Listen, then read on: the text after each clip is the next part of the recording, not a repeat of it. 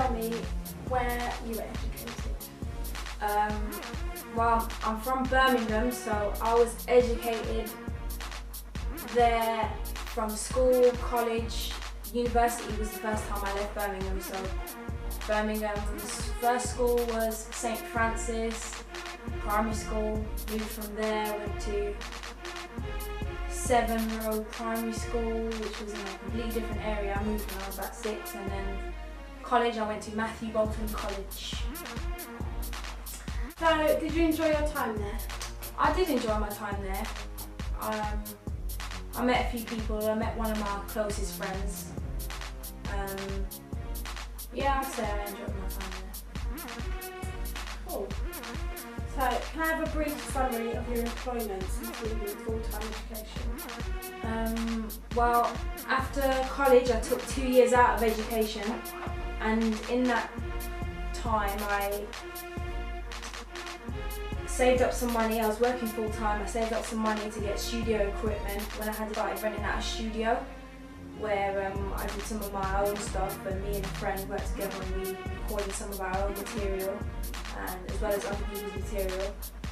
I also worked with like a place where kids go when they've been a bit naughty and they get sent to this place instead of school, and then they do maths, and they also do music there, and I was asked to teach them music technology. So it was challenging, but I really enjoyed it. Like if I ever had to do teaching again, it would be those type of kids. So you'd say you chose music as a career? Yeah, I would say so. And why? Music is something that's been with me from since I was very, very, very young. Just growing up listening to it when my mum and dad were playing it around the house, to school, to college, to uni now. It's just that thing that's always been just consistent in my life. Just never got bored of it. All my other little hobbies I just kind of picked up and put back down. But even when I did put music down for a little while, which I did when I was about 16, when I took 2 years out, there was a little point in there where I thought, do I want to do this? And then I thought, yeah, it still picked it back up again, and that's when I got the studio. Yeah. So yeah. Love of your life. Yeah. So what inspired you in the first place to do this? Do music? I would say watching a few of my, you could say idols, watching a few of them on TV just made me always imagine what it would be like to be doing what they're doing. Like growing up watching TLC videos, Missy Elliott videos, I always just thought, wow, kind of thing. So I thought, you know, if I can make what I like, then I could actually make a career out of that one day. I could actually go to work and do what I love to do and hear what I always want to hear if I, be a producer and make the kind of beats that I've always loved to listen to. Yeah. So yeah, that's why, yeah. Okay. So obviously, musicians nowadays normally have dual careers. Yeah. So have you thought about what you might do or would you want to do something else as well? Or? I've always loved, like going back to when I was young, watching music videos, and there would be like several outfit changes in one video, and it'd be crazy like TLC or Missy Elliott kind of thing. I always loved fashion, and I always tried to dress different from everybody else. I didn't really want to look like everybody else, so I reckon if I had to have another career, it'd probably be like owning my own clothing line, designing the stuff that I like to wear, and get everyone to look like me. Yeah. That's what I want to do. What would you say is the best and worst aspect of being a musician? The best aspect of being a musician, I would say, is being able to be as creative as you like, and just have people embrace it, and know that it's yours, that you put your mark on something and they know it's yours, and giving you credit for what you've just created. There's room to be yourself, kind of thing. Yeah. I like expressing myself through music. I like to express myself that way. So yeah. I'd say that's the best part about it. The worst part of it is me being a perfectionist. I don't really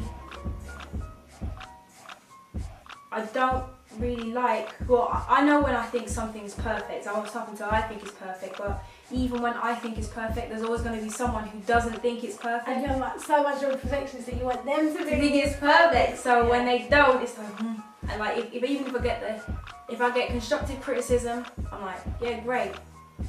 But if I get criticism that's not so nice, I'm not too good at taking it. I can take it, but it actually affects me. So then I never give up, but I'm always, okay, how do I make them like it? So then I'll go back and I'll try and... So the worst part is...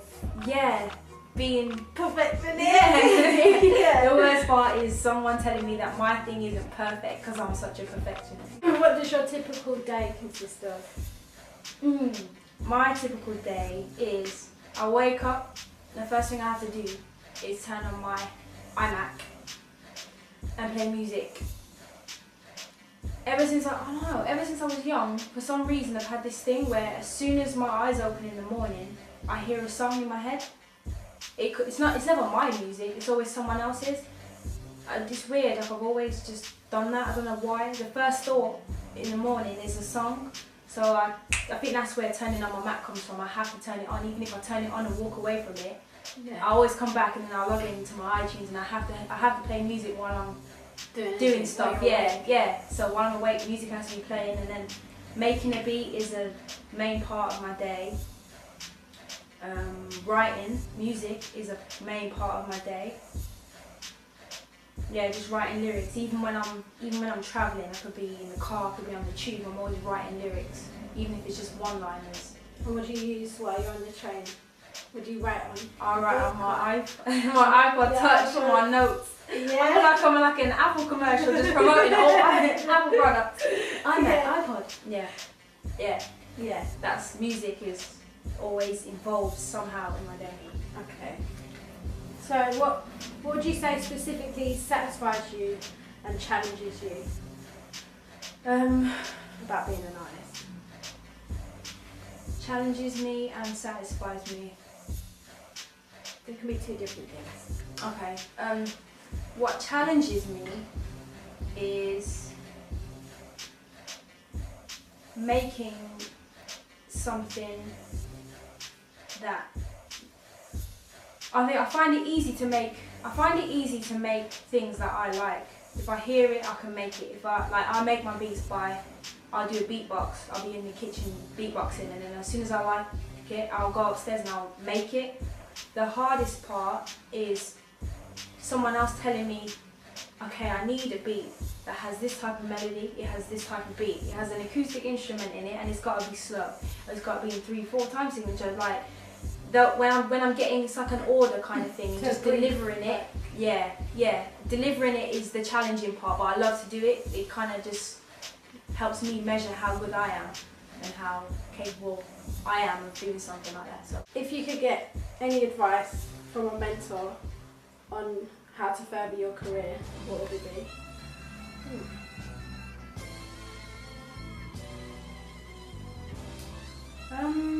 Maybe just someone to tell me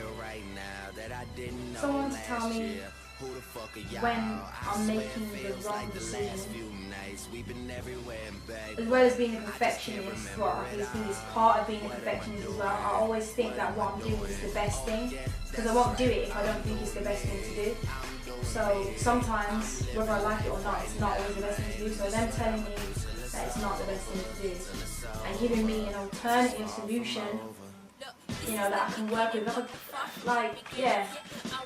that I need somebody to do that. Someone that's not going to make me always do what I don't want to do, but someone that's going to merge what I want to do with what I need to do, in a constructive kind of way, I don't want anyone to tell me to do something I don't agree with, or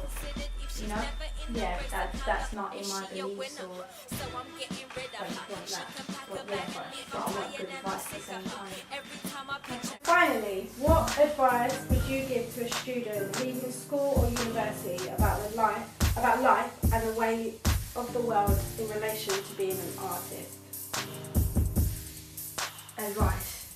I would tell that person that if you know what you want to do, if you know that music is what you want to do, then it's something that you need to actually put all your effort into. It's not something that you can be half-hearted about. You have to fully believe that that's what you want to do. You have to fully believe in yourself that you can do it. Don't ever doubt yourself, because if you doubt yourself, then everybody else around you will, and they'll know that you're not too sure. You have to look like you're sure that you want it.